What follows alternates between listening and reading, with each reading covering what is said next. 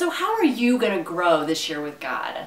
You know, I've noticed that a lot of times in our lives we spend more time planning our vacations than we do planning how we're going to grow in our faith and in the Lord and just in other areas of our life so that God can use us to glorify His kingdom. And so I was just curious, what are the ways that you're growing this year? And if you haven't had time to kind of sit down and think about that, I want to encourage you to do something, and let's just call it a spiritual growth plan. You know, it's time where you take with the Lord and you just kind of evaluate where you're at. You know, where are you at spiritually, mentally, emotionally, physically, and financially? And then pick one area of those 5 things that you feel that God wants you to grow in. You know, and every year I sit down and do this. And this year I've picked a couple of goals for myself. One is to read more. You know, since I've had 3 kids over the past 4 years, I really haven't been able to dive into some books. And I just really feel with where I'm at in life that I just really need to dive in just to some really deep growth books, you know, on parenting, on just getting intimate with the Lord, those types of things. So that's on my growth plan this year.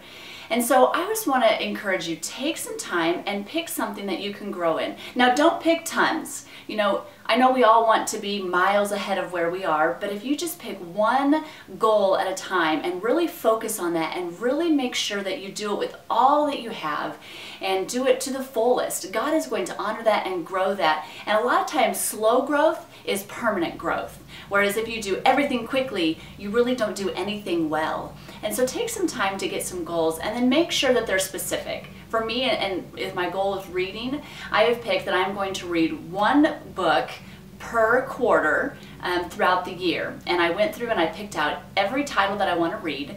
And if I get done with that book in that quarter, then I can pick up another one. Either it's fun or another growth one. But make sure that they're specific goals and that they're realistic to you. You know, don't pick, I'm going to read 5 books in the first quarter when you haven't read a book in the last 4 years. And so make sure that they're realistic, make sure that they're specific, and make sure at the end of it you can look back and say, okay, I did that. You know, that's why I picked 1 book. I can look back and say, okay, did I read that 1 book? Yes. And you can really measure how far you've come with your goals. And so I just encourage you, you know, make sure you take that time, make sure you're planning how you're going to grow and just don't expect it to happen. Sit down, be intentional with your growth with the Lord.